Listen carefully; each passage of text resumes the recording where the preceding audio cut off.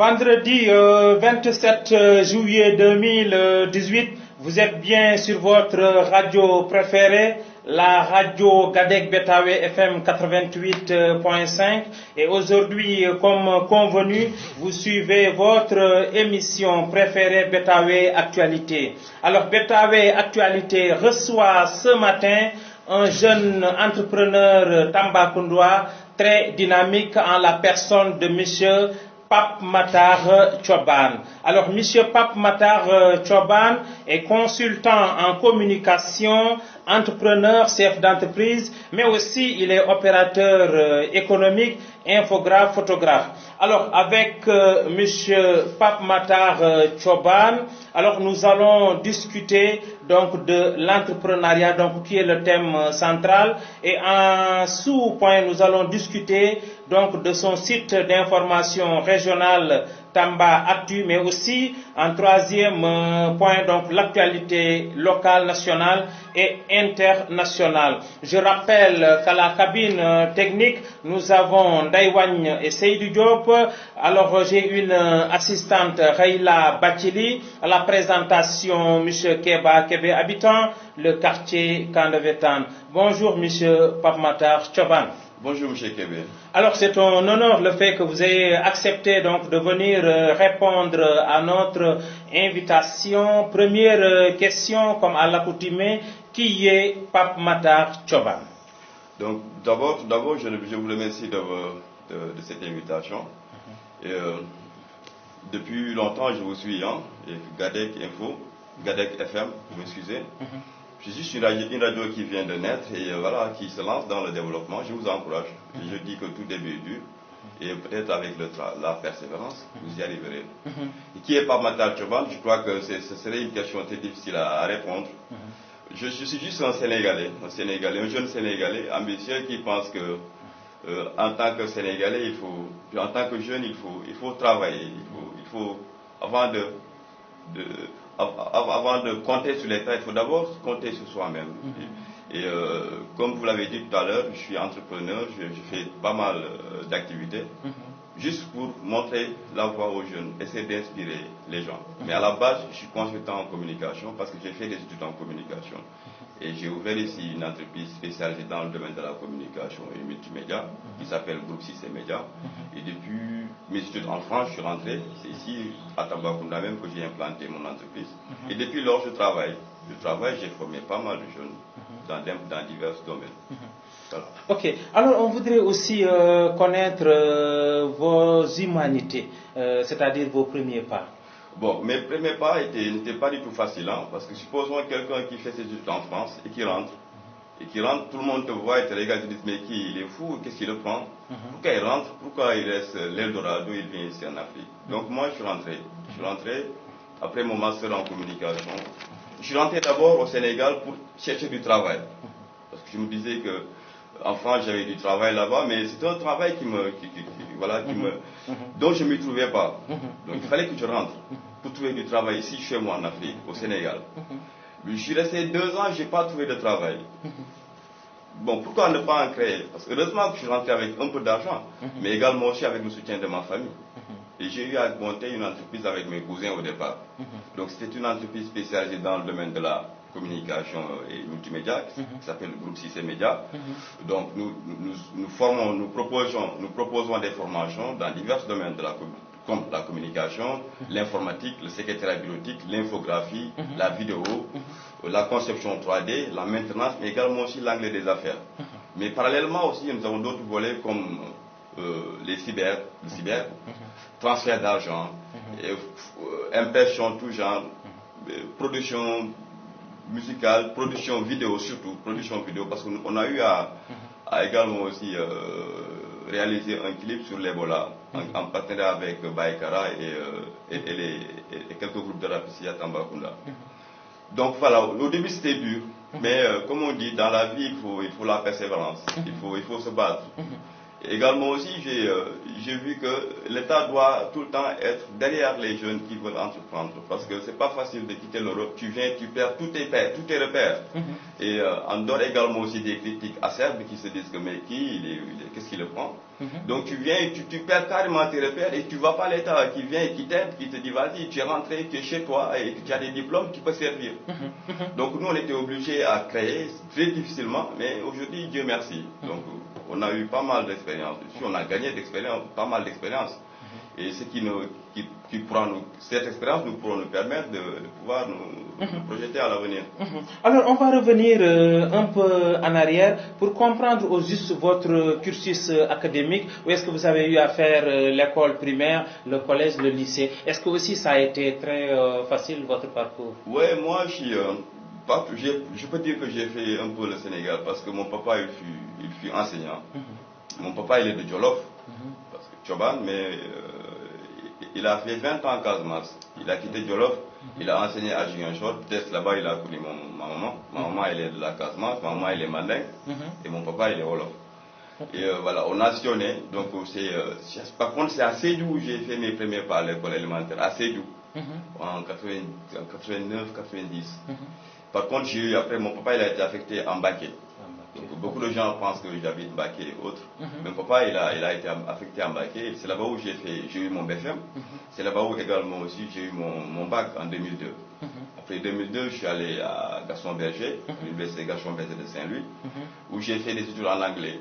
C'est après la maîtrise d'anglais que je suis parti en France et j'ai fait des études dans le domaine de la communication. D'abord j'étais à Saint-Étienne. Après Saint-Étienne, j'ai fait Lyon. Et je suis rentré. Ça fait à peine maintenant 5 ans, je suis rentré. Ok, je vais vous taquiner un peu. Pape Matar Choban est plus Wolof ou bien plus Mandingue? Non, moi je dirais que j'incarne ce métissage comme disait Senghor. Parce que l'avenir de ce monde c'est le métissage, qu'on le veuille ou non. Moi je suis un citoyen du monde, mais le destin a fait que mon papa il est Wolof, mais je suis né ce sont mes oncles qui m'ont élevé. Je suis né dans une famille mandingue, j'ai grandi dans une famille mandingue. Mes enfants, je les parle mandingue.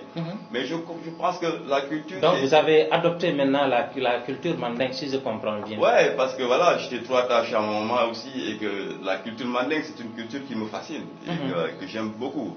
Mais n'empêche que je suis sénégalais. Il ne faut pas que nos différences culturelles, nos différences ethniques puissent nous freiner. Je crois que ça ne doit pas nous freiner en fait. Il faut tout le temps pas qu'on se focalise que sur ce qui nous divise. Il faut tout le temps nous focaliser. Alors, il y a quelque chose également que je n'ai pas bien compris, parce que déjà à l'université, vous avez eu à suivre donc l'anglais, et après en Europe, vous avez eu à faire un autre secteur d'activité, à savoir la communication.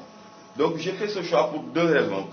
Première raison, je ne voulais pas embrasser le métier d'enseignement parce que mon papa il était enseignant. Et que, comme on sait, ici les enseignants, n'arrivent pas à joindre les deux bouts, comme on dit. Première raison. Deuxième raison également aussi, j'ai embrassé le métier de la communication parce que même étant enfant, je gérais des associations, j'aimais parler en public. Tout le temps, c'est moi qui voulais être au devant de la scène en fait. Et j'aimais tout le temps écrire. Et déjà à Gaston Berger, j'ai commencé à écrire j'ai fait partie des premiers rédacteurs d'un journal qui dénommait le campus de l'université. C'était un journal qui traitait toute l'information sur l'université Gaston Berger et autres. C'était en 2007. C'est là-bas où j'ai commencé mes premiers cours. Et là, à Saint-Étienne également aussi. Quand je suis arrivé en France, j'ai pas fait carrément communication. J'ai d'abord fait anglais. J'ai fait anglais et c'est 2 ans après j'ai embrassé la communication. J'ai fait licence en communication et j'ai continué le master à Lyon. Mais c'est là-bas où c'est à Saint-Étienne avec un journal qui s'appelait Comme quoi. C'était un journal qui regroupait tous les étudiants. Et moi je représentais l'Afrique. Parce que tout le temps il fallait toutes les cultures en fait. Et moi je représentais l'Afrique. Donc il fallait que j'écrive sur l'Afrique. Il fallait que j'écrive sur le cinéma. En fait, le thème c'était le cinéma africain. Il fallait que je fasse un documentaire sur le cinéma africain ou autre. Donc ça voilà. Et comme ça c'est venu. Ok, on a compris pourquoi vous avez choisi la communication. Mais est-ce que vous pouvez revenir sur les modules de formation lorsque vous étiez en France? Les modules de formation. Donc, en communication, quels sont les modules de formation? Donc, il y avait pas mal de modules. Hein. On faisait ce qu'on appelle la sémiologie. La sémiologie, c'est quoi? C'est l'étude d'image. On faisait ce qu'on appelle également aussi l'anthropologie. On faisait des ateliers d'écriture. Il fallait écrire, il fallait également aussi produire. On faisait également aussi il fallait également aussi produire un site web. Un site web. Donc, le choix du nom vous revient. Mais également aussi les cours, on faisait l'économie du média. Ça vous permettait de connaître quel est le climat économique des médias. Parce que les médias aussi, il faut qu'ils gagnent de l'argent, comme on dit. Et voilà, on faisait l'infographie. Parce que le monde évolue et que pour former maintenant un professionnel en communication, il faudrait le former dans tous les domaines en fait pour qu'il soit autonome. Autrement, il va tout le temps dépendre des techniciens ou autres. Donc voilà les grosses modules en fait. Alors, donc je vois que les modules sont nombreux. Alors, mais si on prend la sémiologie, c'est quoi au juste? Donc la sémiologie, si vous voulez, la sémiologie c'est l'étude de l'image. Supposons je vous donne une image. Je vous demande de me décrypter l'image en fait. Quelle est votre perception par rapport à l'image? Mais la perception, elle est libre. Donc ça dépend de la personne. Mais également aussi, il y a des codes, comme on dit, dans le domaine de la communication. Il y a des codes. Supposons vous prenez un site, vous prenez la posture de la personne, par exemple. La posture. Il faut tout le temps, si vous n'avez pas de connaissances avérées dans le domaine de la sémiologie, vous ne pouvez pas deviner en fait la posture de cette personne. Quelqu'un par exemple qui se met debout et qui fait comme ça et qui attrape ses reins par exemple, si vous n'avez pas des connaissances dans le domaine peut-être dans le domaine sémiologique, peut-être vous aurez du mal à interpréter. Mais également aussi, la sémiologie aujourd'hui, on la trouve plutôt sur les réseaux en fait, surtout sur les réseaux. Aujourd'hui, même vous, en fait, une publication, tout le temps vous postez des images qui sont, par exemple, qui sont floues, des images qui sont en fait, qui font parfois peur, à la longue, vous allez faire peur en fait. Donc, en gros, la sémiologie, c'est juste l'étude d'image qui va nous permettre de pouvoir avoir notre propre perception par rapport à cette image. Voilà. Alors, et cette étude dure combien de temps? 1 an ou bien 2 ans? Non, en fait, c'est toute la licence, en fait, tout le master, en fait, licence 3, après master 1, master 2, la sémiologie, elle est, voilà, tu le vois tout le temps, en fait. Ah, ok. Première année, deuxième année, licence 3, master 1 et master 2. Ok. Alors, c'est quoi l'anthropologie? Donc, l'anthropologie, ça, si vous voulez, l'anthropologie, c'est l'histoire, en quelque sorte. Par exemple, aujourd'hui, quand vous prenez le sociologue, il fait des études il a forcément des cours en anthropologie. Quand tu fais des études en communication, c'est pourquoi je dis tout le temps, la communication aux élèves, ils pensent que la communication c'est parler. La communication c'est pas parler. La communication c'est une science sociale. C'est une science sociale où on a des penseurs qui amènent des théories, qui défendent ces théories. Comme par exemple le cas de Marcel Mauss, qui te parle de l'économie du don. L'obligation de donner, l'obligation de recevoir, mais également aussi l'obligation de rendre. Donc l'anthropologie, c'est en quelque sorte, c'est l'histoire en quelque sorte des interactions, l'histoire du monde en quelque sorte, mais l'histoire des faits sociaux. Mais en quoi l'anthropologie en fait peut vous aider donc dans la communication réellement? L'anthropologie peut beaucoup aider dans la communication. Aujourd'hui, quand vous voulez étudier une cible donnée. Supposons que vous voulez travailler avec les jeunes de Malamyani pour les pousser à ne plus prendre la mer. Il faut forcément savoir connaître le comportement des jeunes de Malamyani. Comment est-ce que moi, je dois, avant de communiquer avec ces jeunes de Malamyani, quels sont les préalables, quelle doit être ma stratégie de communication pour pouvoir atteindre ma cible?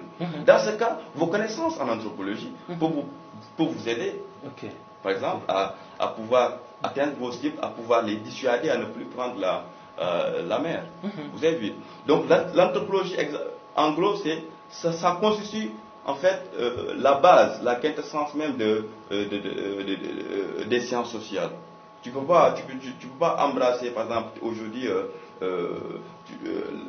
la sociologie sans autant avoir des cours en anthropologie. C'est pas possible. C'est pas possible. Ouais. Ok. Donc, en gros, l'anthropologie, c'est quoi? C'est le background, si vous voulez comprendre. Voilà. Ok.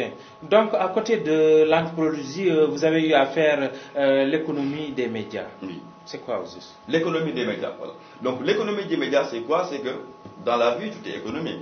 Donc aujourd'hui, quand je tiens ma petite boutique, il faut que je puisse gérer mes finances. Autrement, j'ai baissé les rideaux. Également aussi, même à la maison, il y a la dépense quotidienne, il y a des charges. Il y a la Sénélec, il y a la SDE. Mais également aussi, les médias font face à cela. Aux mêmes charges. Les médias ont des charges. Les médias ont des employés. Les médias ont des charges à payer. Mais le problème, c'est ça l'économie des médias. Maintenant, quelles sont les charges des médias? Par exemple, aujourd'hui, quand vous prenez Gadec Info et Gadec FM, Gadec FM a des charges. Exemple, le courant à payer, la SDE, le Wi-Fi, le personnel. Vous avez vu? Maintenant, quelle stratégie adopter pour ne pas faire face? Pour ne pas être dépendant. Pour ne pas faire faillite. Parce qu'aujourd'hui, si vous n'avez pas de électricité, demain, vous allez baisser les rideaux. Bien sûr. Vous avez vu? Donc, maintenant, par contre, sur l'économie des médias, le cas également aussi de la fiabilité des médias arrive. Parce qu'un média fébrile, un média qui ne tient pas bon financièrement, est plus facile à corrompre qu'un média qui tient bon financièrement. Il faut qu'on le dise. C'est pourquoi, en fait, on parle d'être destiné à la presse. C'est pourquoi l'État aide parfois les prêtres. C'est pas pour rien si l'État aide la presse. L'État veut aider la presse uniquement pour que cette presse ne soit pas dépendante de qui que ce soit. Pour que cette presse ne soit pas corrompue, en fait. Pour que l'information soit objective. Ouais, pour que l'information soit objective. Voilà le mot. Vous avez vu? Donc, sur ce, également aussi, les entreprises médiatiques, comment dirais-je, doivent tout faire pour pouvoir, comment dirais-je, ne pas gagner de l'argent, c'est-à-dire à travers la publicité. La publicité aujourd'hui, c'est entre guillemets, c'est le gagne-pain en fait des entreprises médiatiques. Il faudrait également aussi que ces entreprises survivent. Il faut la pub. Je crois que c'est ça. Également aussi l'aide de l'État. Et que les journalistes font bien le travail. Je crois que c'est ça. Mais par contre, l'économie des médias, en gros, ça touche tout ce qui est la gestion, l'autonomie des médias. La gestion des médias. Comment est-ce qu'un média, excusez-moi, doit faire pour pouvoir gérer ses charges, pour pouvoir s'en sortir et ne pas être corrompu. Voilà. Et l'infographie, c'est quoi? Voilà, l'infographie en ce moment, c'est la mode. L'infographie, tout est image, comme on dit dans la vie. Aujourd'hui, quand vous quittez Gadef FM et que vous rentrez chez vous, vous allez voir que des images autour de vous. Soit c'est des pubs, ou des images. Vous allez en voir. Vous avez vu. Donc l'infographie, c'est quoi? C'est juste, comme on dit, l'informatique maintenant est appliquée à tout ce qu'on faisait à la main. Pour bien décortiquer l'infographie, l'infographe, c'est le dessinateur web, c'est le dessinateur, c'est l'artiste dans le domaine de l'informatique. C'est celui qui fait des graphiques. Avant, quand on voulait faire des affiches, on le faisait avec la main ou bien avec la sérigraphie. N'est-ce pas? Maintenant, l'infographe, c'est celui qui le rapporte. C'est l'artiste du web. C'est l'artiste de l'informatique. C'est celui qui sait faire des dessins, mais également aussi, l'infographe utilise des logiciels. Des logiciels qui l'aident, des logiciels qui ont déjà des formes. Parce que comme je dis à mes élèves, pour pouvoir avoir une image, c'est la composition des formes qui te donne une image. Et qu'un bon dessinateur, c'est celui-là qui sait faire des formes. Donc c'est la composition des formes qui te donne une image. Alors, est-ce qu'au Sénégal, l'infographie fait nourrir son nom? Ouais, ça commence. Même ici à Tamba, il y a de bons infographes. J'ai vu ça. Moi, au début, j'en ai formé. Mais à Tamba, il y a de bons infographes. Et que tout le monde, aujourd'hui, toutes les entreprises pratiquement ont besoin d'infographes pour leur communication. Et que aujourd'hui, Gadec Info, Gadec FM a besoin d'infographes. Les télévisions ont besoin d'infographes, les radios. Et que les sites web. Aujourd'hui, le web rime avec l'infographie. Vous avez dit. Donc c'est ça en fait, c'est le côté artistique en quelque sorte Alors, tout à l'heure vous avez dit que vous faisiez également des ateliers d'écriture. Alors comment ça se passait réellement? Donc les ateliers d'écriture c'est quoi? C'est que on vous donne un sujet, un thème. En première année, en licence 1, en licence 3, c'était pas trop compliqué. On était en groupe. Mais après, en master 1, il fallait produire en fait. Ça se passait comment? On vous donne un thème. On vous demande de faire des recherches sur ce thème, d'écrire sur ce thème et d'amener des... Parce que quand on écrit, il faut également aussi des termes de référence, comme je dis. Il faut tout le temps des termes de référence. Et ce qui doit pousser à l'étudiant, ou bien au rédacteur, ou bien au journaliste, d'aller d'abord vers l'information. Tu vas faire des recherches, selon les recherches, d'après les recherches que tu as, et tu écris. Et tu te mets à l'écart également aussi de l'information que tu as. Tu donnes tes propres impressions en fait par rapport à ça. Et on tient également aussi compte des fautes, du style, parce qu'également aussi il y a ce qu'on appelle le style journalistique. Un littéraire comme il parle, et comme un journaliste, je crois que ça doit différer un peu, parce que le littéraire, lui, il tient compte et à la forme et au fond. Vous avez vu? Et nous l'essentiel du journal, le plus important dans tout ce que doit faire passer, comment dirais-je, le journaliste, c'est quoi? C'est atteindre sa cible, c'est quoi? C'est faire passer l'information. L'information, que ça soit bref, que ça soit précis, et que ça soit bref, précis et clair. Voilà le contenu de tout journaliste. Il ne faut pas qu'on baigne dans, à parloter. Le contenu du journaliste doit être bref, clair et précis. Précis, concis. Voilà, c'est ce que nous apprenons en fait à la base, tout le temps, et surtout, comment dirais-je, faire attention à nos sources. On ne doit pas écrire dans le néant, on ne doit pas créer. Il faut tout le temps que le journaliste va vers l'information.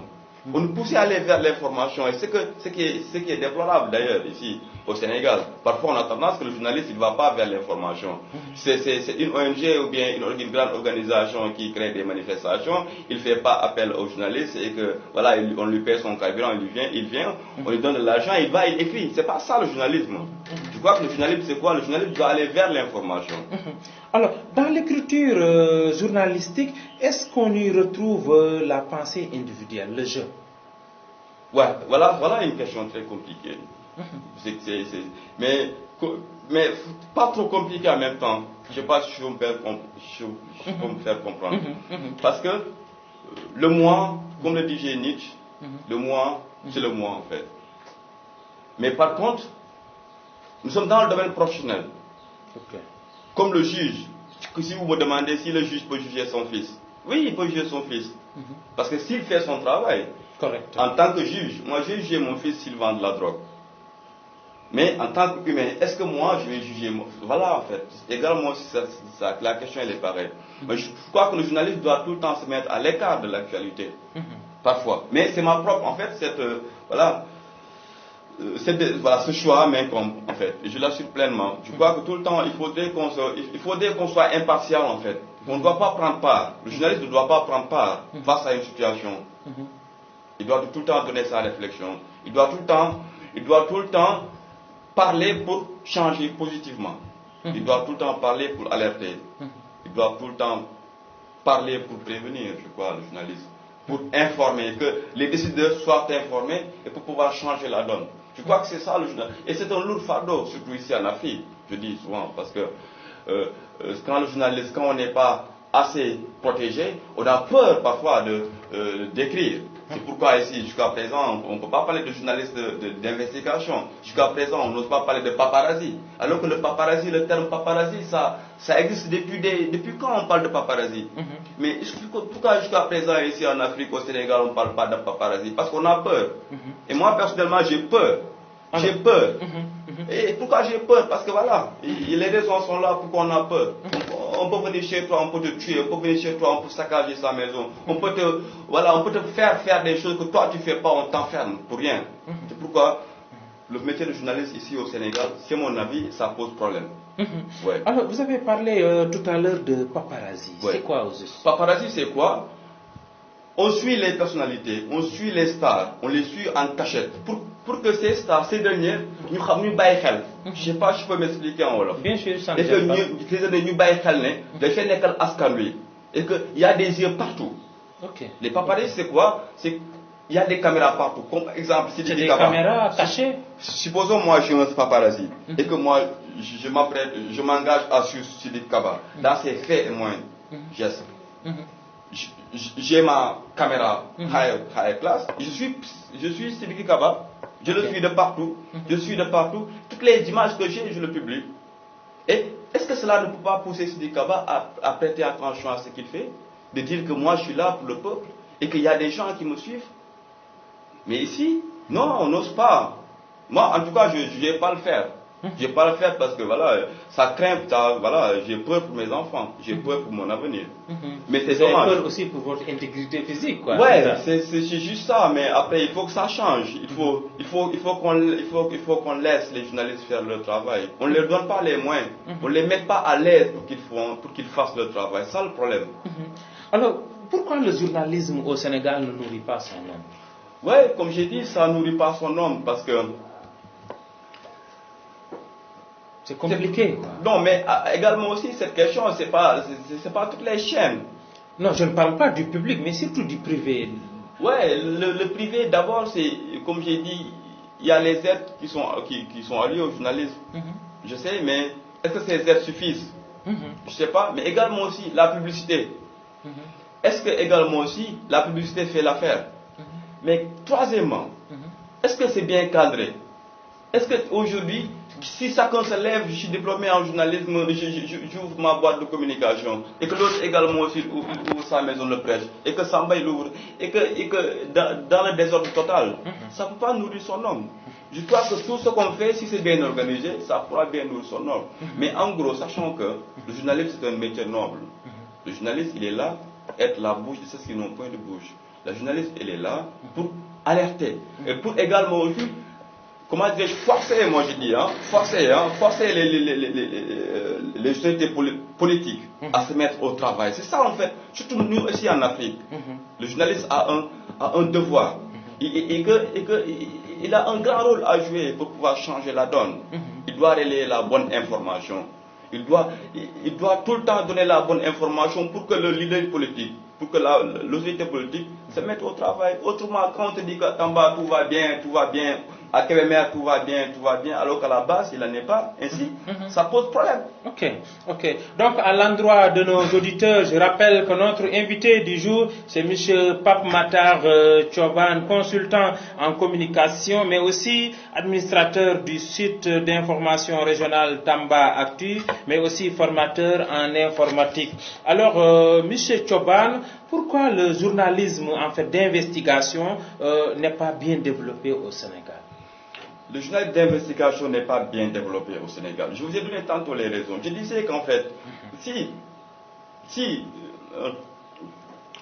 moi, par exemple, j'ai tellement envie de faire le journalisme d'investigation, mais j'ai peur. Parce que tout simplement, déjà, tu ne peux pas avoir l'information que toi tu veux. Supposons, moi, j'ai entendu parler qu'il y a des tournements à la Sénélec de Tambacounda et que je vais voir le directeur, je lui dis que mais monsieur, il paraît qu'il y a des tournements à la Sénélec de Tambacounda, qu'est-ce qu'il en est? Exemple. Mais le gars, il va me sacher de son bureau. Exemple. Et à l'instant, tout est verrouillé.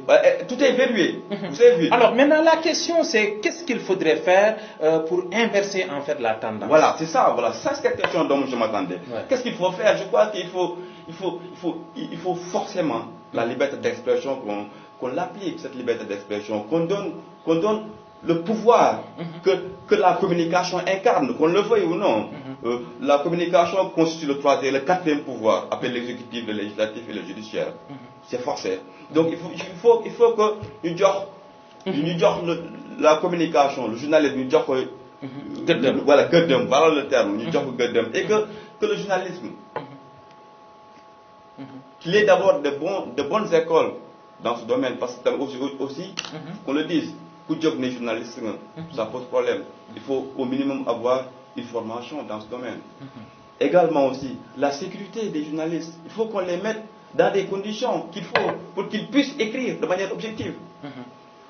également aussi, pourquoi le journalisme d'investigation, ça pose problème? Ça pose problème parce que tout simplement, les moyens manquent. Il faut un bon équipement pour pouvoir faire, pour pouvoir bien investir, pour pouvoir mener à bien ces investigations. Il faut de l'équipement. Il faut forcément des moyens, je crois.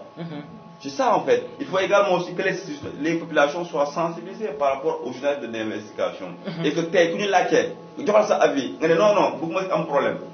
Alors qu'aujourd'hui, moi je dois mener des investigations. Il faut forcément que j'ai des témoins. Il faut forcément que j'ai des gens à qui parler, qui puissent témoigner, qui puissent dire ce qu'ils en pensent. Mais les populations également aussi, est-ce que les populations aident les journalistes à pouvoir bien mener leur travail? Parfois je pense que c'est non.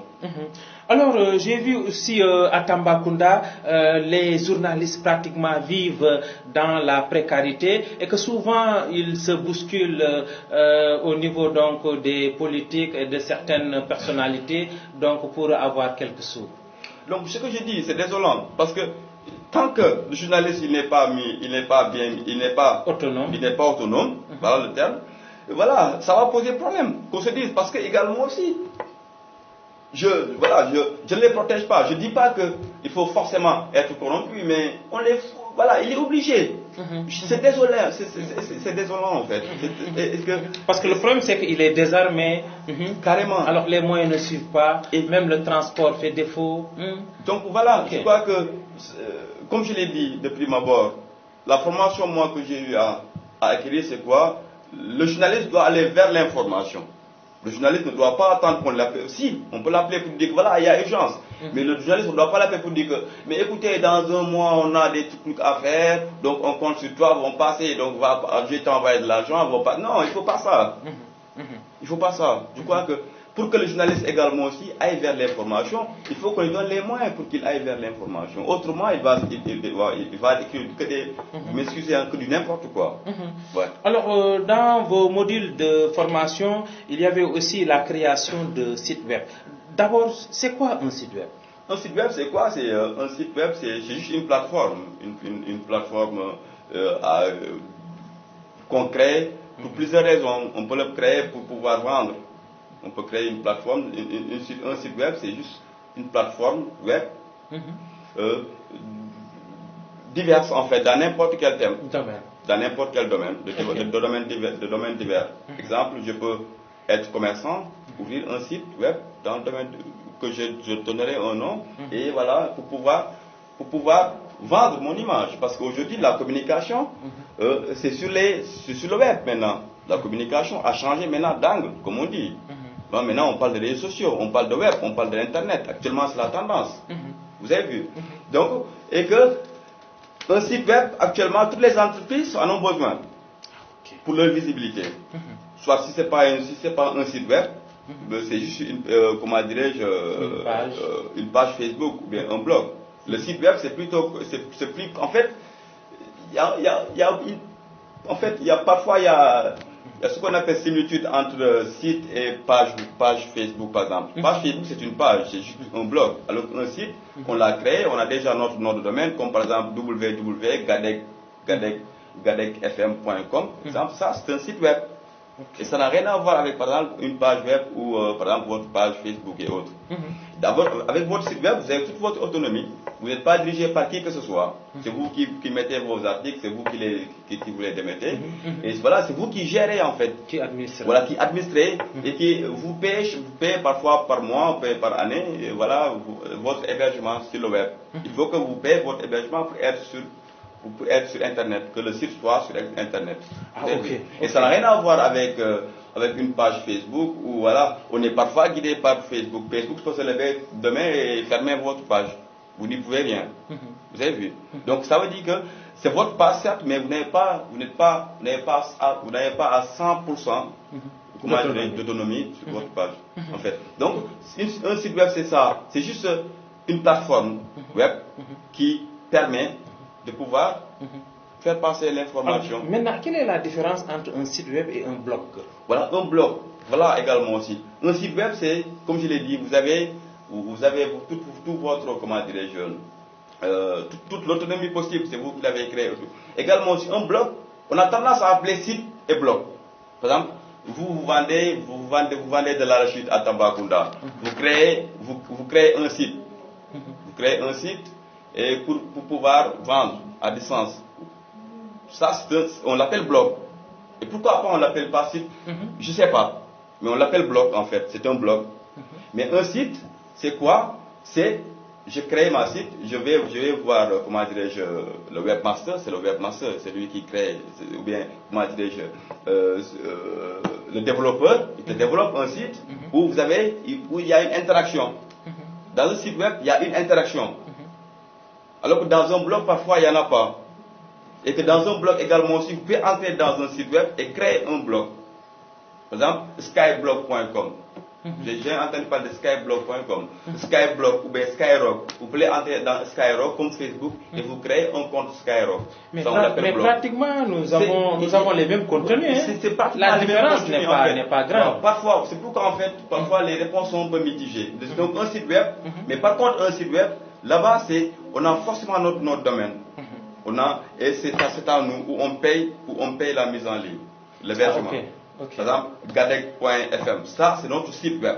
Par exemple, votre blog peut avoir Facebook, Moussa Kébé, exemple, ça c'est votre blog en fait. Ça c'est votre blog. Vous avez vu. Mais également aussi, comme je l'ai dit tantôt, parfois je peux créer un site, on me l'appelle blog. Et parfois moi ça m'étonne en fait. Quand tu crées ton site, tu as toute l'autonomie possible. C'est à toi, tu as ton nom de domaine. Si tu veux, gadec.fr, .sn.com, ça dépendra de toi en fait. Tu payes. Et ton webmaster, lui, il gère le suivi, il gère le volet contenu, il est également aussi les mises à jour. Mais par contre, un blog, parfois on est dépendant quand on a un blog. Voilà la différence. Quand on a un blog, on est forcément dépendant. On n'a pas à 100% la même mise sur notre blog. Alors, est-ce qu'on peut avoir une idée sur le paiement en fait du site web? Est-ce que c'est mensuel, bimensuel ou bien en fait tous les 3 mois? Ça dépend. Il y a beaucoup d'agences qui vous proposent. Maintenant au Sénégal, vraiment, je vois que ça avance, hein, parce que maintenant, je crée des sites. Avant, je les payais par carte bancaire en France et pour les mettre en ligne. Mais maintenant, ici, il y a des agences qui le font. Vous payez ici via la poste, vous payez pour pouvoir mettre en ligne votre site. Et vous pouvez le payer par cash. Est-ce que le paiement est cher? Non, c'est pas trop cher, honnêtement. Et que par année, vous pouvez payer 25 000, 45 000, ça dépendra également aussi. Vous pouvez payer par mois, c'est par année ou par mois. C'est mensuel ou bien annuel. Donc ça dépend. Voilà, ça dépend. Alors maintenant, pour créer le site web, quel est le processus réellement? Donc il y a 2 méthodes. Première méthode, c'est la méthode la plus efficace. C'est quoi? Ce qu'on appelle, il faut développer, il faut programmer son site.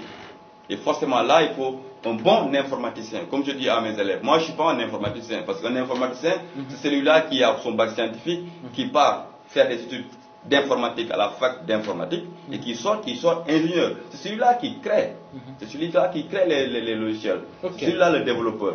Voilà, un bon site développé par un développeur, mais de la répétition. Ça c'est un bon site.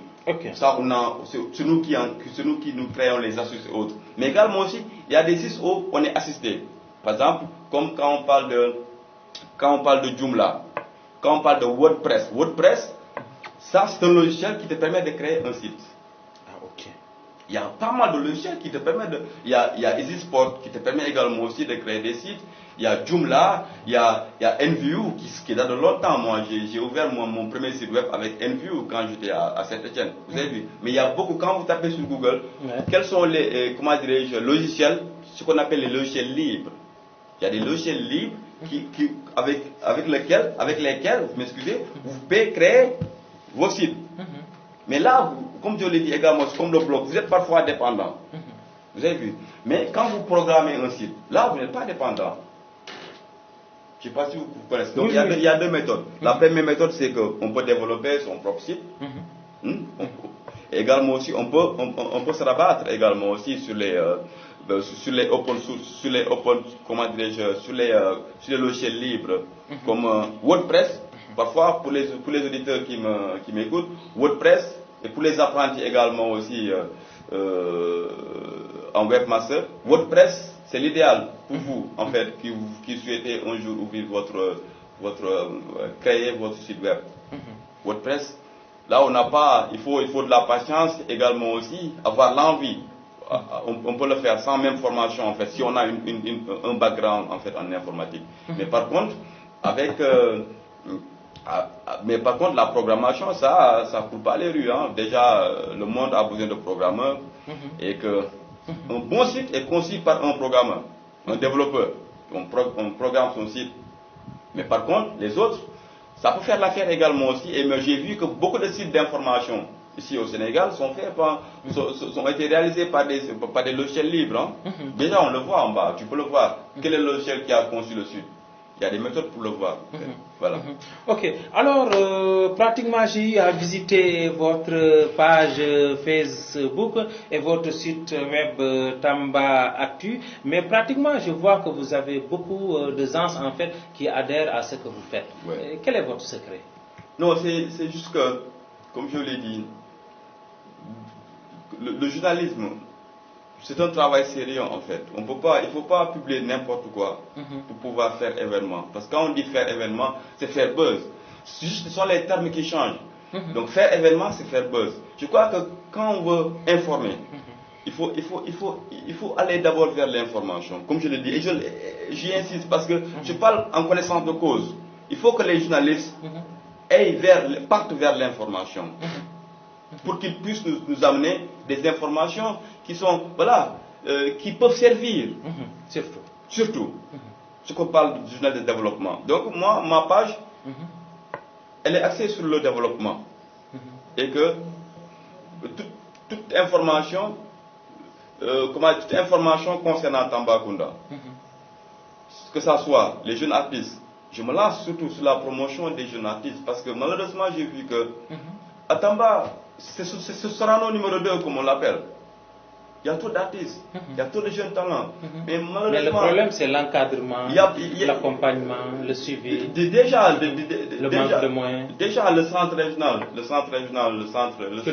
culturel régional, avec M. Diallo, il est en train de mener un travail. Mais s'il n'a pas de fonds, nécessaire, comment est-ce qu'il pourra mener le beau? Il ne pourra pas, même s'il est ambitieux, en fait. Donc, nous, on avait commencé par là. Moi, avec Tamba Actu, j'ai commencé d'abord par la promotion de jeunes artistes. J'ai fait par moi-même mes recherches. Je n'ai pas été influencé par qui que ce soit. Aujourd'hui, le web, il est là, c'est pour tout le monde. Si tu veux des informations, si tu as la patience, tu peux trouver. C'est ce que je dis à tous mes élèves. Aujourd'hui, le web, on l'a. L'information, on l'a au bout du doigt. Si on est patient, on peut le trouver de suite. Vous avez vu? Donc, c'est comme ça que j'ai commencé. J'ai commencé à faire des recherches sur Tambacounda, sur les artistes, sur la politique, sur la culture, dans tous les domaines. J'ai épargné aucun domaine. C'est comme ça que j'ai commencé à écrire. Et peut-être les gens ont aimé. Mais vos débuts ont été très difficiles. Non, c'était très difficile. C'était pas facile. Mais dans la vie également, il faut que ça soit compliqué.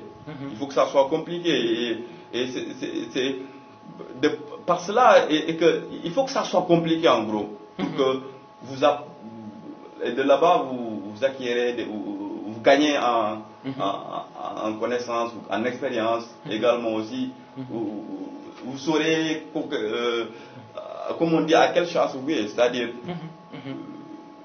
je dois faire attention à ceci, je ne dois pas faire attention à cela. Voilà, ça également aussi, ça m'a permis également aussi de connaître pas mal de personnalités, de voir pas mal de jeunes, de connaître pas mal d'associations, de faire le tour des quartiers de Tambacounda, de connaître les réalités. Ça m'a permis, les gens parfois m'appellent pour me dire qu'il y a un problème ceci, il y a un problème cela. Donc déjà, ça veut dire que ça avance. Et le travail, il faut tout le temps travailler, comme je dis à mes frères, comme je dis à mes sœurs.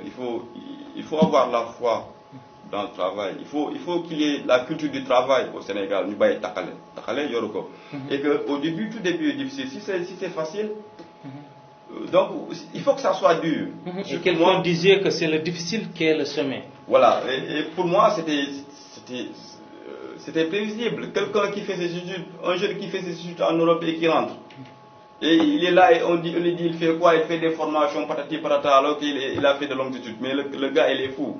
Mais si on n'a pas ce courage, moi j'allais baisser les bras.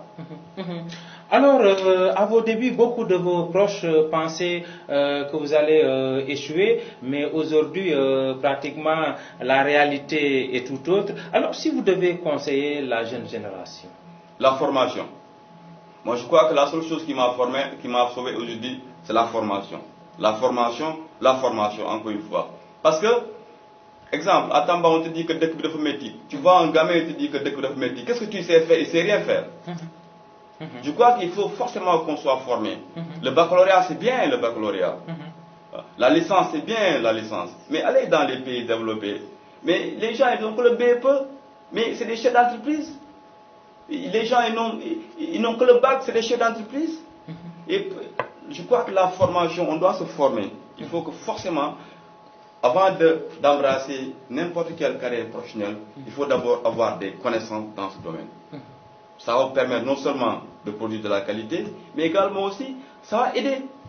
Il faut qu'on produise de la qualité. Et quoi faisant, il faut d'abord se former. Moi, je crois que c'est la seule chose qui m'a formé et qui m'a aidé. Et Dieu merci, c'est ma formation, en fait, ce qui m'a un peu sauvé la vie. Et ce que je vais conseiller également aussi à tous les jeunes. Et Tambacounda, il faut me laisser souligner ça, s'il vous plaît. Moi, j'ai vu également aussi un phénomène. Il y a beaucoup de jeunes qui échouent au bac. Ils le font une fois, deux fois, trois fois, quatre fois. Ils sont nombreux à Tambacounda, ils ne font rien. Ils viennent me voir. Parfois, d'autres, ils paient la formation en bureautique. D'autres n'ont pas les moyens pour le faire. Et qu'il y a beaucoup de jeunes qui, après 4 ou 5 tentatives au bac, restent à Tamba à ne rien faire. Ceux qui peut-être ont les moyens, partent à Dakar, c'est des mères, vous m'excusez du terme, mais également aussi, ça pose problème. Il n'y a pas que le bac. Le bac, c'est bien bon. Il n'y a pas que le bac. Quelqu'un qui a le BFM, moi je dirais que c'est un intellectuel. Il saura faire la part des choses. Il faut qu'il y ait de la formation. Il faut qu'on forme les jeunes. Il faut qu'on les forme. Avant le boulot, d'abord, c'est la formation des jeunes. Alors, donc, si je vous comprends bien, vous prenez donc la formation professionnelle. Moi, l'éducation, oui, en gros, la formation. La formation professionnelle. Il ne faut pas qu'on prenne des jeunes, renforcement des capacités. Comment est-ce qu'on peut renforcer la capacité de quelqu'un qui n'a même pas travaillé? Mais à Tambacounda, regardez, on nous parle tout le temps que de renforcement de capacités. Et qu'on brade beaucoup d'argent dans ces renforcements de capacités. Alors qu'à la base, moi je vous prends par exemple, vous faites partie de ces séances de renforcement de capacité pour 3 jours. Alors qu'on débourse beaucoup d'argent. Alors qu'à la base, vous n'avez jamais eu à travailler dans ce domaine. Ça pose problème. C'est un déphasage, si je vous comprends bien. Ça pose problème, M. Kébé. Ça pose problème. Moi, M. Kébé, vous ne faites rien dans votre vie. Et que peut-être moi, j'ai organisé un séminaire de renforcement. Je vais l'appeler ça séminaire de renforcement de capacité. Vous n'avez rien fait de votre vie. Et j'ai fait un séminaire de renforcement de capacité sur l'infographie. Et je vous invite. Vous venez, vous faites là-bas 3 jours avec moi. Non, mais ça, c'est pas sérieux. Je dis que c'est pas sérieux parce que avant de renforcer la capacité d'une personne, il faut d'abord former cette personne. C'est ça en fait. Il faut qu'il y ait le BABA au moins. Voilà, c'est ce que je dis. Ok. Mais est-ce que je peux savoir comment vous avez eu affaire avec vos détracteurs qui pensaient qu'en fait que vous allez échouer? Non, mais après la formation, comme je dis, c'est le travail. Donc dans la vie, ce que je conseille à tout le monde, parce qu'après, chacun a sa vie privée, mais tout ce qui nous réunit, c'est quoi? C'est le travail, la formation. Je crois que après la formation, c'est le travail. Il n'y a que le travail qui paye. Et surtout quand on est ici au Sénégal. Moi, tantôt vous disiez que je suis opérateur économique. Je tiens en même temps juste une petite boutique. Mais depuis que moi j'ai commencé à travailler, depuis que je suis rentré, moi j'ai jamais vu l'État. Il n'y a jamais l'État qui vient me voir, me dire que M. Tchoban, donc on a vu que depuis un moment vous êtes là, vous vous activez dans tel ou tel domaine. Est-ce que ça va? Est-ce que ça va pas? Est-ce que vous n'avez pas besoin d'être formé dans ce domaine? Non. Moi, quand je vois l'État, c'est les services des jeunes qui viennent. Parfois, je peux faire des bêtises. Je suis taxé. Quand je vois l'État, c'est le contrôle économique que je vois, qui vient, qui me kiffe, voilà. Parfois, je paye des taxes. Quand je vois l'État, parfois, on paye. Il n'y a pas l'État qui vient vers nous pour nous demander qu'est-ce qui va, qu'est-ce qui ne va pas. Monsieur Tchoban, un révolté? Non, je ne suis pas un révolté. Moi, je pense que il faut que la jeune génération soit consciente. Et ce n'est pas pour rien si je l'ai déjà d'air à l'esprit de Terre de Tamba. Et de passage, je vais saluer mon ami Momo Diouf, qui est en train d'abattre un travail colossal. Donc voilà, c'est ça en fait. Il faut que ça change cette tendance. Comment est-ce que depuis la nuit des temps jusqu'à présent, on nous parle, ce sont les mêmes termes qu'on applique. Renforcement de capacité, CRD, mais ça n'a pas changé. À Tambacounda, les ONG fleurissent comme des mousses, comme on dit. Mais quel est l'impact de ces ONG ici à Tambacounda? Moi, en tout cas, je ne le sens pas. Et je défie quiconque. Parce que moi également aussi, je suis sur le terrain. Alors, vous voulez dire que l'État a failli? Je ne dis pas que l'État a failli. L'État doit changer sa stratégie politique. On sent trop la politique politicienne, en fait. Et c'est dommage. Vous voulez dire qu'on fait trop de politique au Sénégal? Ouais, tout est politisé. Ouais, tout est politisé. Pourquoi tout est politisé? Ça devait se passer comme ça. Vous savez pourquoi? Vous, je vous prends, je suis nommé président de la République, et vous me représentez à Tambacounda. Mais et je vous nomme ministre. Vous allez protéger votre casquette de ministre, mais également aussi protéger votre casquette de maire. Donc vous êtes politique. Donc parfois, vous n'allez pas rapporter la bonne information au président de la République. Pour votre propre, rien que pour ne pas... Voilà, pour donc il y a beaucoup de non-dits, quoi. Je crois que dans la gestion de l'État, il y a la politique. Trop de politique. Il y a trop de politique dans la gestion de l'État. Et qu'il faut que ça change. Mais heureusement, moi ce qui me console un peu, c'est que les jeunes maintenant vont à l'école. Les jeunes commencent à aller à l'école. Il faut que l'État soit au courant de cela. Les jeunes sont en train d'aller à l'école et qu'ils doivent faire face, il faut faire très attention. Les jeunes sont à l'école maintenant et en masse, et que cette génération-là, tôt ou tard, ça va changer. Les mentalités commencent à changer. Des jeunes comme moi, des jeunes comme Momo Diouf, des jeunes comme Ibrahima Sissoko, des jeunes comme Achille Sané. Et tant de jeunes commencent voilà, cet éveil de conscience commence à sonner. Et ça commence à changer. Et il n'y a que l'école qui peut changer ça. Il n'y a que l'école qui peut lutter contre le mariage précoce. Il n'y a que l'école qui peut lutter contre l'immigration clandestine. Il n'y a que l'école qui peut lutter contre la violence. Il n'y a que l'école. L'école peut régler beaucoup de choses, M. Kébé. Nañu bàyyi politique politicienne. Il faut arrêter également aussi de nuire la personne, d'utiliser des moyens non conventionnels pour pouvoir essayer de nuire la personne. Je crois que il faut tout le temps que les autorités se mettent au travail. Je crois que tant qu'il n'y a pas cela, les choses ne vont pas changer. Et par rapport à la grève donc des enseignants, des élèves, qu'est-ce que vous en pensez? Non, mais c'est grave. Comment un pays qui, depuis il n'y a pas longtemps, on parle de slogan, c'est émergence, mais on oublie que l'émergence doit forcément suivre des critères. Comment est-ce qu'un pays peut émerger et si son système éducatif est tout fait de grève, tout le temps on parle de grève, 6 mois de grève, 4 mois de grève, vous imaginez, monsieur? L'État sûrement aussi a une part de responsabilité parce qu'à chaque fois il y a les syndicats en fait qui se plaignent dans la mesure où il y a le non-respect en fait récurrent des engagements. Moi je pense que pour pouvoir régler il y a un problème. Le problème il est là. Pour pouvoir le régler. Je crois que l'État doit être là. Les syndicats doivent être également aussi cadrés. Mais il y a une pléthore de syndicats ici au Sénégal. Vous pouvez vous lever demain et créer votre syndicat. Et la corruption, nous sommes dans un pays corrompu, il faut le dire.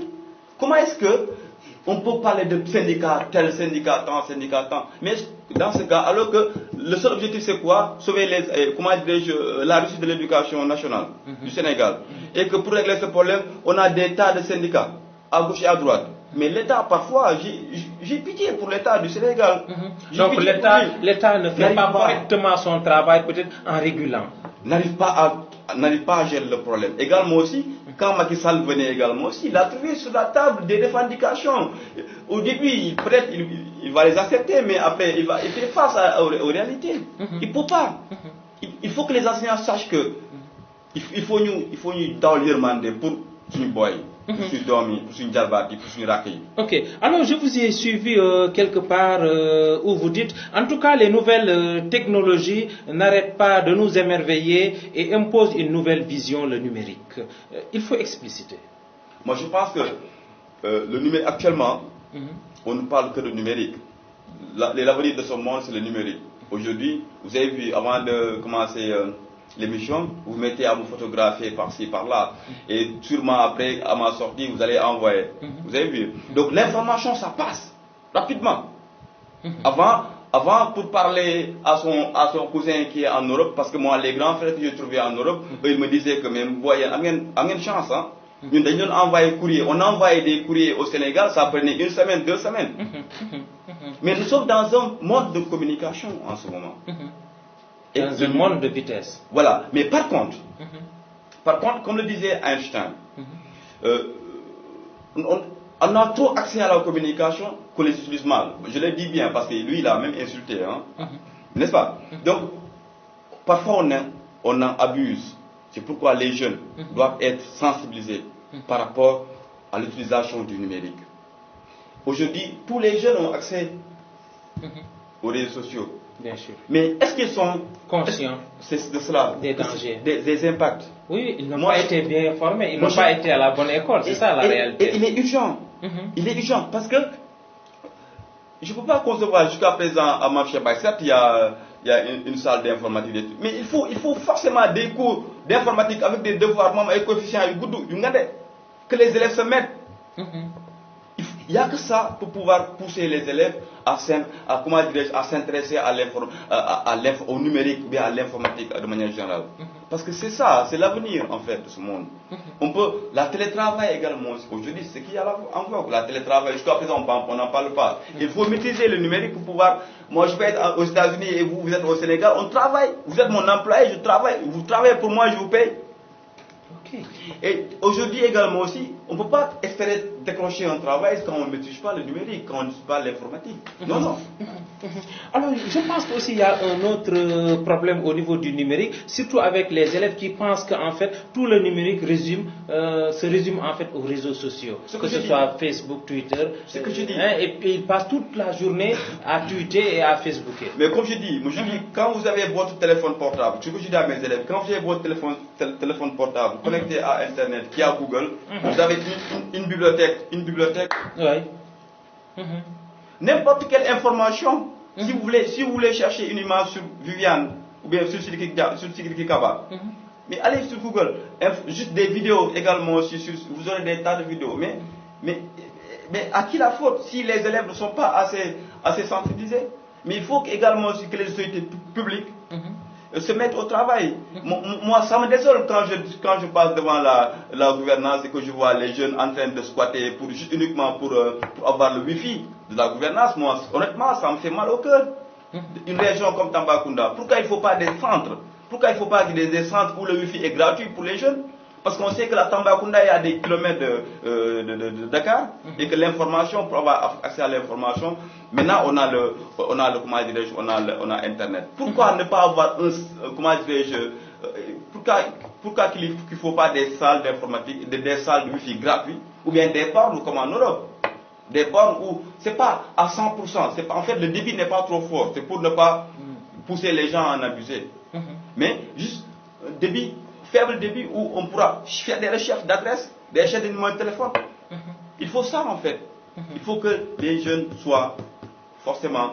Alors, le b.a.-ba du numérique pratiquement c'est le bureautique, mais je vois qu'il y a même des élèves de terminale qui ne savent pas en fait même taper en fait un texte. Et ce que je dis, il faut forcément, il faut que les cours d'informatique soient comme maintenant le PS, les mathématiques dans tous les domaines, en fait dans tous les niveaux. En seconde, je fais cours informatique, j'ai mon professeur en informatique, il y a le coefficient temps là, coefficient 4, coefficient 2. Vous allez bientôt voir, tous les élèves vont se mettre à l'informatique. Et qui serait gagnant? Mais quand on prend, souvent les salles informatiques dans les écoles sont financées par des ONG, après il n'y a même pas de suivi. Il n'y a même pas de suivi. Et qu'au bout de quelques temps également, il y a les machines qui tombent en panne. Ouais, après, il n'y a pas de suivi. C'est ça, il y a un problème aussi de réflexion. Donc voilà, et que nous sommes dans un monde de communication, et qu'aujourd'hui, pour que l'Afrique puisse rattraper ce gap-là, colonisation, esclavage, pour rattraper quoi. Je crois qu'il n'y a que l'informatique, le numérique qu'on doit s'en approprier, nous, Africains. Alors, votre credo, c'est là où d'ailleurs je devais commencer. Vous dites que devenir riche ou mourir en essayant. Ouais, mais ça, c'est comme j'ai fait des études en anglais, donc j'ai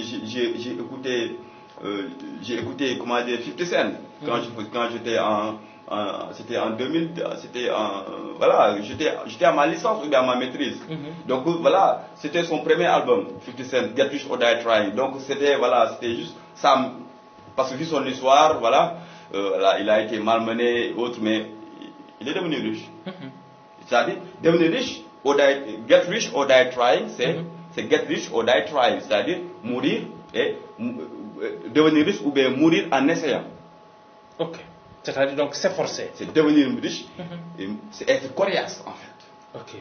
Être coriace. C'est-à-dire devenir riche ou bien mourir en essayant. C'est-à-dire, c'est juste un concept où il faut tout le temps travailler. Il faut se mettre tout le temps travailler. Quand on travaille, on fait face à des obstacles. On fait face à des obstacles, à des problèmes. Il faut tout le temps travailler. Il faut tout le temps qu'on travaille, qu'on se mette au travail. Voilà. Alors, parce qu'il y a un penseur qui dit qu'il n'y a pas de mal en fait d'être né pauvre, mais quand on meurt pauvre, là on est responsable à 100%. Ouais, c'est ça. Vous êtes d'avis? Donc je pense que c'était ça la quintessence même de la philosophie. Il faut tout le temps penser il faut tout le temps repenser le monde. Il faut tout le temps qu'on pense à changer, à apporter notre contribution pour changer positivement la donne, comme on dit. Je suis ça en fait. Ok, vous dites également la meilleure façon de prédire l'avenir, c'est de le créer. Ouais. Moi, ce que j'ai fait, à un moment donné, je ne savais pas quoi faire. J'ai mes diplômes et j'avais ma femme. Et voilà, je ne savais pas quoi faire. Mais il faut que j'en crée. Moi, je crois que j'ai créé mon monde. Et le monde que j'ai créé ici, peut-être aujourd'hui, c'est quoi? J'ai créé une entreprise qui me permet plus ou moins de gagner ma vie pour ne pas aller voler. Également aussi, je forme. J'apporte ma contribution pour le développement. Et je crois que c'est très important en fait. Même si c'est peu. Ne serait-ce que si tout le monde faisait par exemple comme cela, et comme ça, et peut-être ça changera. Alors vous avez également des élèves à former donc en informatique. Alors là, quelle est l'échéance? Ça dure combien de temps au juste? En fait, l'informatique, comme je l'ai dit, c'est logique, c'est une science logique l'informatique. Même c'est pas pour rien. L'enfant prend votre téléphone, manipule vous voyez, ça veut dire que c'est logique l'informatique.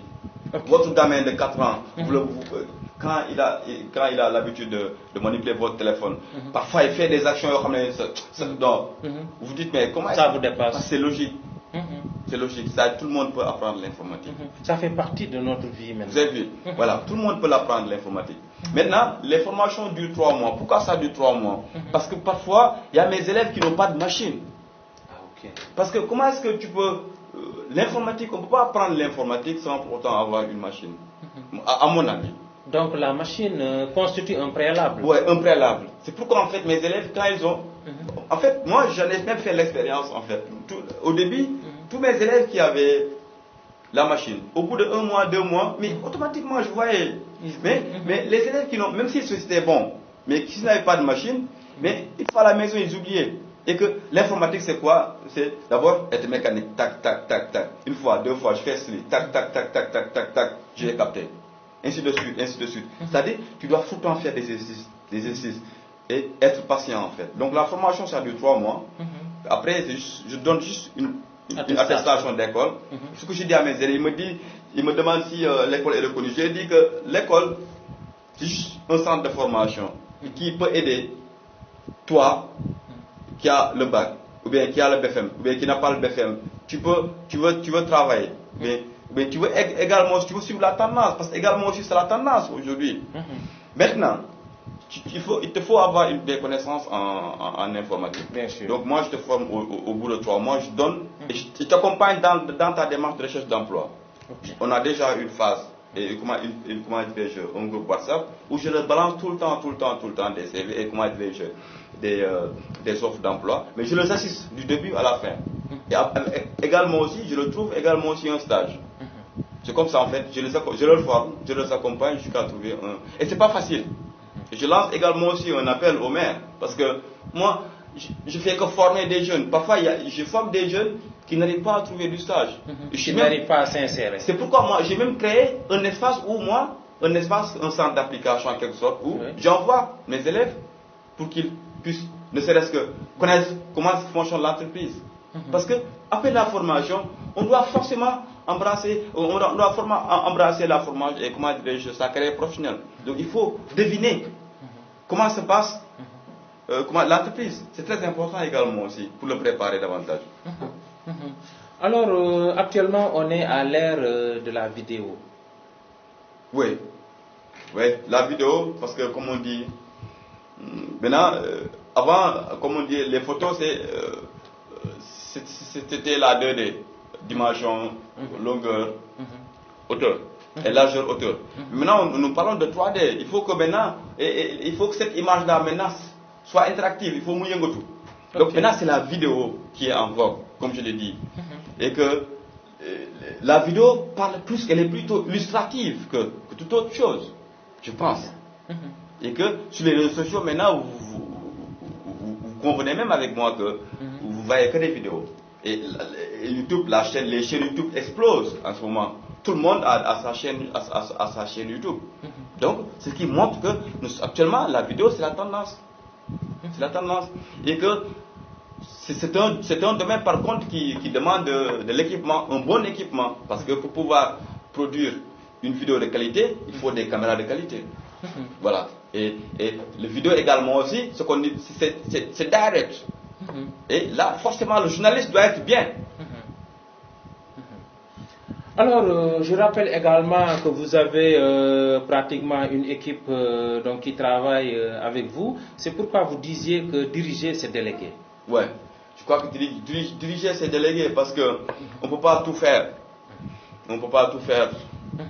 Parce qu'il faut forcément... c'est moi qui dirige par exemple l'entreprise, il faut forcément que je fasse confiance à mon comptable, il faut que je fasse confiance à mon chargé de communication, il faut qu'on dialogue. Il faut qu'on dialogue parce qu'il ne faut pas que tout le monde... Il faut que tout le monde, il faut qu'on dialogue, il faut qu'on communique, comme on dit. Hein. Il faut qu'on communique pour pouvoir mener à bien ces activités. Donc, déléguer, c'est quoi? C'est responsabiliser. Donc, M. Kébé, donc, nous voulons de former une équipe. Donc, toi, vous êtes chargé de gérer la communication. Et que madame, elle est chargée de gérer, comment dirais-je, les finances. Et que moi, je suis chargé de gérer la clientèle. Exemple. Donc, je crois que c'est ça. Diriger, il faut tout le temps savoir déléguer. Il faut savoir déléguer et avoir confiance. Parce que, il faut faire confiance. Ok. Alors, vous donnez également des cours de prise de parole en public, mais j'avoue que la prise de parole en public, pratiquement, c'est quelque chose qui est très difficile. Alors, sûrement, il y a des techniques et des astuces. Ouais, ça c'est comme vous l'avez dit, hein, c'est très difficile de parler en public. D'abord, comme on l'a dit, il faut déjà, ça reflète la confiance en soi. Quand on n'a pas confiance en soi, on ne parle pas en public. Ça c'est clair. Quand on voit qu'on a des défauts et quand on a des défauts sur le visage, on ne parle pas au public. On peut avoir des défauts sur le visage et assumer ses défauts et parler en public. Donc déjà, la confiance en soi, c'est très important. Assumer ses défauts, qu'est-ce que vous voulez dire? Assumer ses défauts, c'est quoi? Moi, je peux avoir des balafres ici au niveau des visages. Des scarifications. Wow, des balafres. Il vous dit que peut-être si je me mets devant la foule, est-ce que les gens ne vont pas se moquer de moi? C'est-à-dire que moi, je les accepte pas en fait ces balafres sur mon visage. Vous avez vu? Donc, comme je l'ai dit, première astuce, premier secret pour parler en public, c'est quoi? La confiance en soi. Okay. Que vous me dites que moi, je ne vois aucun défaut et que je dois parler. Après, deuxièmement, il faut, tout le temps quand on parle, il faut maîtriser ce qu'on dit. C'est très important. La maîtrise du sujet. Voilà, la maîtrise du sujet, c'est très important en fait. Mais après, voilà, il y a des techniques que je pourrais te donner hors antenne, mais c'est juste que la base, les fondamentaux, c'est quoi? C'est qu'il faut forcément avoir confiance en soi. Également aussi, maîtriser les techniques de speaking, comme on dit, en quoi faisant. Il faut forcément, on ne doit pas parler en public également aussi, parler voix basse. Non, il faut parler pour qu'on puisse vous entendre. Il faut, comme on dit, il faut bluffer l'audience. Donc, comment bluffer l'audience? C'est parler qu'on vous écoute. Mais quand vous parlez, vous murmurez, là, on ne vous écoute pas. Donc, c'est des séances, c'est des cours qu'on fait, c'est par plusieurs séances.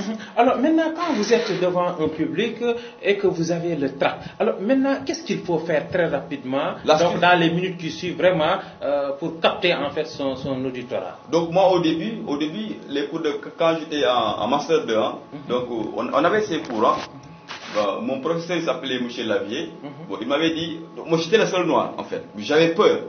J'avais peur parce que déjà il y avait mon accent en fait. Quand vous allez en Europe, votre accent africain, parfois, c'est pourquoi je vous disais, quand vous n'êtes pas fier de vous, vous n'avez pas confiance en vous, vous ne pouvez pas parler en public. Moi au début j'avais peur parce que déjà il y avait mon accent africain. Donc il y avait tous les blancs qui te suivaient comme ça. Mais il m'a dit que tu n'as pas confiance en toi. Mais je crois que je n'ai même pas eu la bonne note. Je n'avais pas la moyenne.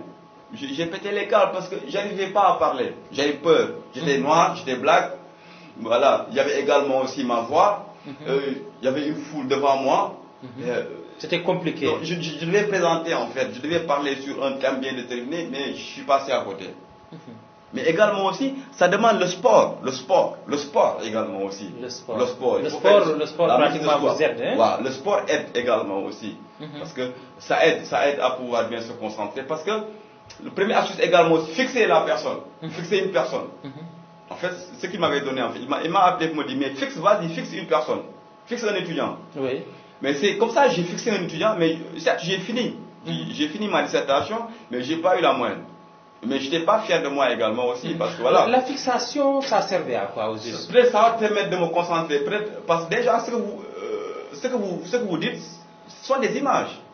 Donc là, quand vous fixez la personne, vous voyez l'image là en fait, ce que vous allez dire, peut-être vous le voyez. Ce qu'il m'avait dit en fait, en tout cas le prof. Vous avez vu? Donc il m'avait dit fixe un étudiant, peut-être là vous savez que ça pourra vous aider en fait. C'est comme ça que j'ai fait pour m'en sortir, mais ça a été trop difficile. Mais je crois qu'également aussi, pour pouvoir parler en public, il faut avoir une bonne culture générale.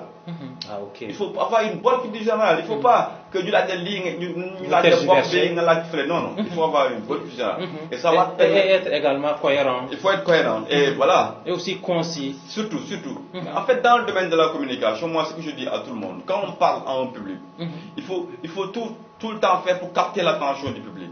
Et pour capter l'attention du public, il faut respecter ces règles. Comme on dit, il faut être précis. Il faut être bref. Il faut être clair dans tout ce que vous dites. Et ça peut aider en fait. Mais quand vous voulez... Mais aussi, il y a certains visages également qui vous aident donc dans le parler. Ouais, c'est ça. C'est des gens peut-être qui vous sont favorables. Ouais, mais supposons aujourd'hui, moi je fais une formation en prise de parole. Et que je te dis, ben vas-y, aujourd'hui je vais te mettre devant un public. Et le public, je le dis en bas, comme consigne, mais vous vous moquez de lui. Vous vous moquez de lui quand il commence à parler. Mais là, on va tester votre niveau de maîtrise. Est-ce que vous arrivez à vous maîtriser ou pas? Je ne sais pas si vous comprenez. Oui, bien sûr. Donc, ça veut dire que n'importe quelle situation, il faut s'attendre à n'importe quelle éventualité quand vous parlez devant un public. Vous pouvez commencer à parler, quelqu'un se lève, vous insultez. Exemple. C'est possible. C'est possible. Donc, et là, il faut se maîtriser. Bien sûr. L'essentiel, c'est quoi? C'est faire passer ma communication. Ok. Comment faire passer ma communication? Et on doit forcément faire passer sa communication en étant bref, en étant clair et en étant précis. Je crois que si on s'arme de cela, également aussi, avoir une bonne culture générale et avoir la confiance en soi. C'est très important. Insistez beaucoup. Il faut tout le temps, quand on n'a pas confiance en soi, tout ce qu'on peut dire pour ne pas être convaincant en fait. Merci M. Pape Matar Choban. Pratiquement le temps qui nous était imparti est terminé. Je vais faire un clin d'œil à mon assistante Raïla Bacheli. Si vous avez une question. Tout à l'heure, vous avez souligné cette liberté d'expression par rapport aux journalistes pour améliorer leurs conditions de vie. Mais en tant que journaliste, est-ce que vous avez fait un pas pour accéder, pour revendiquer cette liberté d'expression? Donc moi, comme je l'ai dit, donc j'ai pas carrément pour le moment, j'ai pas carrément embrassé le métier de journaliste. Moi, je tiens juste une blog, une page. Mais j'ai fait des recherches. Si moi je ne l'ai pas fait, moi je vois que les journalistes ne sont pas assez soutenus. Ça, moi je vous le garantis. ils ne sont pas assez soutenus pour pouvoir bien faire le travail. Au contraire, ils sont poussés à être corrompus en fait, et pour faire passer la mauvaise information. Et que nous sommes dans un pays pauvre où que les journalistes ont un droit et ont un devoir. Son devoir de c'est faire passer l'information pour que les grands décideurs puissent solutionner le problème. Autrement, ça ne va pas changer la situation. Alors, vous faites la formation en informatique. Est-ce que vous pouvez revenir rapidement sur les différents modules? Donc, nous proposons d'abord l'informatique tout court. L'informatique, c'est quoi? C'est quelqu'un, un professionnel. Maintenant, on sait que nous sommes dans un monde de communication, d'éthique. Un professionnel qui n'arrive pas à maîtriser l'informatique. Oui. Vous avez vu, qui n'arrive pas à envoyer des emails, qui n'arrive pas à scanner, à imprimer. Mais également aussi un jeune qui a sa machine et qui est élève, mais qui veut, parce qu'il faut forcément être formé. Donc ça c'est informatique. Également aussi nous proposons des formations en secrétariat bureautique. Secrétariat bureautique c'est quoi? Pour devenir peut-être assistant de direction ou bien secrétaire. Et là les cours c'est l'informatique, anglais, comptabilité et communication. Également aussi un stage. Nous proposons des formations en infographie, en web, en conception 3D, en anglais des affaires et en maintenance informatique. En fait, voilà les modules. Alors, le temps est terminé. Votre dernier mot. Donc, moi, d'abord, je vous remercie parce que je crois que c'est la première fois c'est la première fois que je sois invité dans une station radio. D'ailleurs, ça fait plaisir. J'ai juste fini par dire que il faut qu'on se mette au travail. Et avant le travail, il faut d'abord la formation. C'est ça l'essentiel en fait. Le travail et la formation. Tout ce qui ajoute sont des bruits, comme on dit. L'idéal c'est qu'on doit se former pour pouvoir espérer trouver un bon travail. Également aussi la paix. Il faut que nous incarnons la paix, il faut que nous prêchions la paix, parce que sans la paix, rien n'est possible sans la paix. Qu'on s'aime les uns les autres, parce que nous sommes des frères et des sœurs au-delà de tout ce que vous voyez là. Donc c'est le Sénégal qui doit nous intéresser, c'est le Sénégal du travail qui doit nous intéresser. Et qu'est-ce que vous pensez de l'initiative donc de la radio Gadeg Betawe FM? Une bonne initiative, parce que comme je l'ai dit, moi-même, avant, je ne connaissais pas le directeur général, mais j'ai eu à partager avec lui. J'ai vu que lui également aussi, il veut axer, la radio Gadeg axée sur le développement. Et moi, pareil également aussi. Quand j'ai voulu lancer la page Tamba Actu, c'était juste pour le développement, dans le cadre du développement, en fait. Parce qu'également aussi, le journalisme, on a ce qu'on appelle le journalisme de développement.